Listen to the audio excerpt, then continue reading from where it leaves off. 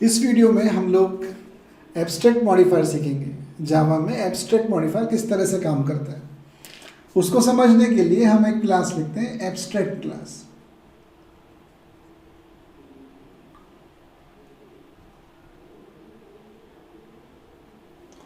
सबसे पहले हमने एब्स्ट्रैक्ट क्लास लिख दी, एब्स्ट्रैक्ट क्लास ए।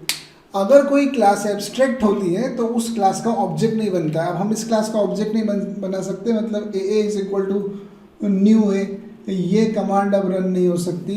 आप एब्स्ट्रैक्ट क्लास का कंस्ट्रक्टर कॉल नहीं कर सकते। तो पहली चीज़ जो हमको समझ में आई कि एब्स्ट्रैक्ट क्लास का ऑब्जेक्ट नहीं बनेगा। फिर मेथड एब्स्ट्रैक्ट होता है, तब क्या करना पड़ता है? तब हमने एक क्लास लिखी, क्लास का नाम रखा बी। इस क्लास में नॉर्मल मेथड लिखा void m1। तो एक नॉर्मल सा मेथड कैसा होता है? रिटर्न टाइप नाम पैरामीटर, उसके अंदर कुछ बॉडी होती है, बॉडी में आप कमांड्स लिख सकते हैं, ये एक मेथड है। और अगर एब्स्ट्रैक्ट मेथड लिखना है तो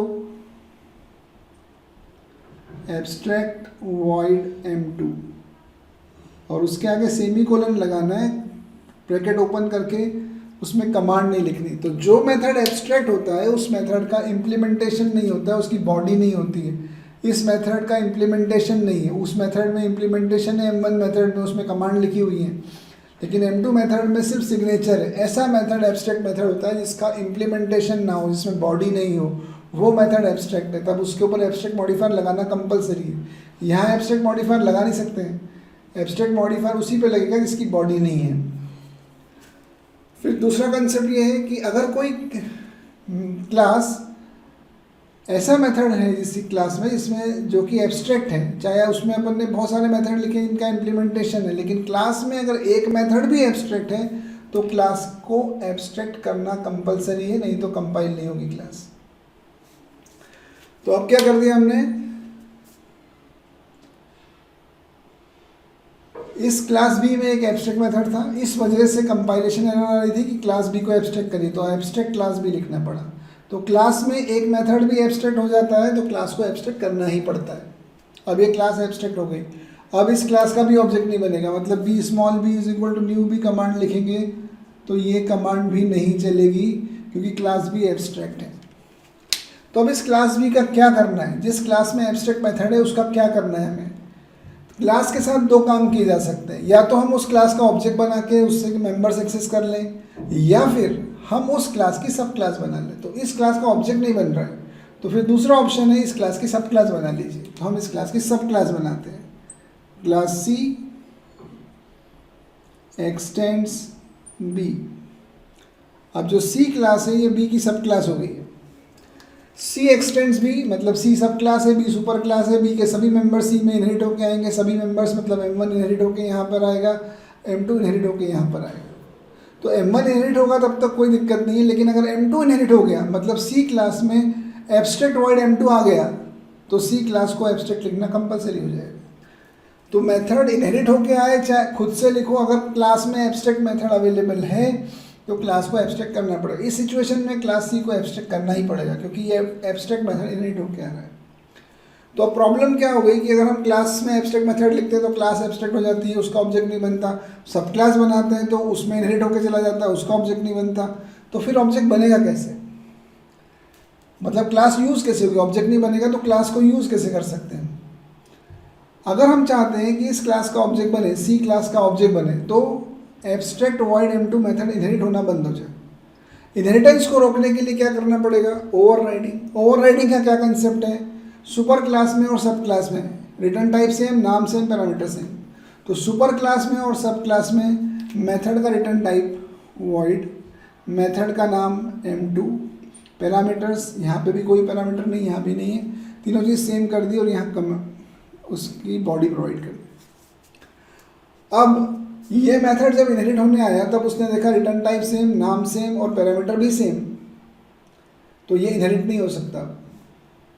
अब अगर ये इनहेरिट नहीं हो सकता मतलब इस मेथड ने उसे ओवरराइड कर दिया, तो अब सिर्फ m1 इनहेरिट होगा। अब सी क्लास में एक m1 है, एक m2 है, और m2 कौन सा वाला? जिसमें इम्प्लीमेंटेशन है। इसका मतलब अब सी क्लास में ऐसा कोई भी प्रॉब्लम नहीं है जिससे कि उसका ऑब्जेक्ट नहीं बनाया जा सकता। अब हम सी क्लास का ऑब्जेक्ट बना सकते हैं। C small C is equal to new C अगर हम लिखेंगे तो ये कमांड वैलिड कमांड है, हम इस क्लास का ऑब्जेक्ट बना सकते हैं, सी क्लास का कंस्ट्रक्टर कॉल हो सकता है। मतलब जिस क्लास में एब्स्ट्रैक्ट मेथड लिखा होता है उस क्लास को एब्स्ट्रैक्ट करना कंपलसरी है, उसकी सब क्लास के अंदर उस मेथड को ओवरराइड करना कंपलसरी है। अगर उसको ओवरराइड नहीं करते हैं तो वो सब क्लास भी एब्स्ट्रैक्ट हो जाती है। तो ये तो एब्स्ट्रैक्ट मॉडिफायर का कंसेप्ट समझे हम। फिर हमको एक चीज़ और समझना है कि एब्स्ट्रैक्ट के साथ फाइनल मॉडिफायर कभी यूज़ नहीं करना है। मान लीजिए हम इस मेथड को फाइनल भी कर देते, फाइनल एब्स्ट्रैक्ट वॉइड m2, अगर हमने ऐसा लिख दिया तो फाइनल मेथड कौन सा मेथड होता है जिसे ओवरराइड नहीं कर सकते। तो फाइनल मेथड यानी m2 मेथड को ओवरराइड नहीं कर सकता हूँ मैं, तो ये सब क्लास में मैं m2 नाम का मेथड लिख ही नहीं सकता। और एब्स्ट्रैक्ट क्या बोलता है, सब क्लास को इस नाम का मेथड लिखना है। तो एब्स्ट्रैक्ट चाहता है कि हम ओवरराइडिंग करें और फाइनल बोल रहे हैं ओवरराइडिंग नहीं करने दूंगा। तो एब्स्ट्रैक्ट और फाइनल ये जो कॉम्बिनेशन है मॉडिफायर का, ये इलीगल कॉम्बिनेशन है, ये कॉम्बिनेशन चल ही नहीं सकता। कंपाइलेशन एरर है, वो बोलेगा illegal combination of modifier. Final के साथ एब्स्ट्रैक्ट कभी नहीं आएगा। सेम चीज़ क्लास के साथ भी, क्लास पे भी अगर मैं एब्स्ट्रैक्ट मॉडिफायर के साथ फाइनल लगाऊंगा तो फाइनल का मतलब है इस क्लास की सब क्लास मत बनाओ, और एब्स्ट्रैक्ट का मतलब है कि इस क्लास की सब क्लास बना के ही यूज़ कर सकते हो क्योंकि ऑब्जेक्ट नहीं बनेगा। फिर से यही वही प्रॉब्लम है, ये दोनों साथ में नहीं आएंगे। फाइनल एब्स्ट्रैक्ट कभी भी साथ में नहीं आते हैं, तो ये इलीगल कॉम्बिनेशन। इसके पहले एग्जांपल में हम समझे कि फाइनल और एब्स्ट्रैक्ट साथ में नहीं आता है। अब इस एब्स्ट्रैक्ट मॉडिफायर के साथ में अगर हम स्टैटिक लगा दें, स्टैटिक एब्स्ट्रैक्ट वॉइड m2 ऐसा लिख दिया, तो ये भी गलत है क्योंकि स्टैटिक मेथड कब कॉल हो सकता है, स्टैटिक मेथड बिना ऑब्जेक्ट के भी कॉल हो सकता है। इसका मतलब इस m2 को कॉल करने के लिए इस समय मुझे b क्लास के ऑब्जेक्ट को बनाने की कोई ज़रूरत नहीं है, मैं capital B dot m2 directly invoke कर सकता हूँ क्योंकि मेथड स्टैटिक है। अगर मेथड स्टैटिक हो गया और आपने उसको डायरेक्टली कॉल कर दिया तो अभी आप एक ऐसा मेथड कॉल करने की कैपेबिलिटी पे आ गए जिसमें इम्प्लीमेंटेशन ही नहीं है। तो स्टैटिक को एब्स्ट्रैक्ट के साथ लिखने के लिए कंपाइलेशन ऑब्जेक्ट करेगा। ये दोनों मॉडिफायर भी साथ में नहीं आएंगे। अगर हम स्टैटिक मॉडिफायर लगाते हैं तो ये मेथड डायरेक्टली एक्सेसिबल हो जाता है। और ये जो हमारा कंसेप्ट है कि अगर एक भी मेथड एब्स्ट्रैक्ट है तो क्लास को एब्स्ट्रैक्ट कर दो। क्यों कर दो?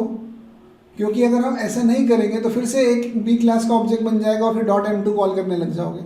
मतलब ये रोकने की कोशिश की गई है कि एब्स्ट्रैक्ट मेथड को किसी भी तरीके से इन्वोक नहीं करें। तो एब्स्ट्रैक्ट मेथड किसी भी तरीके से इन्वोक नहीं करें, इसलिए एब्स्ट्रैक्ट मेथड वाली क्लास को एब्स्ट्रैक्ट किया जाता है ताकि आप ऑब्जेक्ट ना बना लो और ऑब्जेक्ट बना के मेथड कॉल ना कर लो। ऑब्जेक्ट बनना तब स्टार्ट होता है जब उस मेथड को बॉडी प्रोवाइड कर दी जाती है। लेकिन अगर हम एब्स्ट्रैक्ट मेथड को स्टैटिक कर दें तो ये जो मैकेनिज्म इंप्लीमेंट किया गया है ये फेल हो जाएगा, आप डायरेक्टली कॉल करने लग जाओगे। b dot m2 directly invoke हो रहा है क्योंकि वो स्टैटिक है।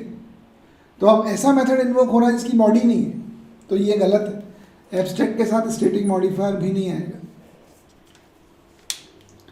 तो ये कुछ कंसेप्ट हमने एब्स्ट्रैक्ट मॉडिफायर के बारे में समझे। ये एब्स्ट्रैक्ट मॉडिफायर का एक बेसिक कंसेप्ट हम समझ गए। जितने भी रूल्स हो सकते हैं वो सब हमको अब आ गए हैं। नेक्स्ट वीडियोस में हम और जावा के बेसिक फंडामेंटल्स समझेंगे।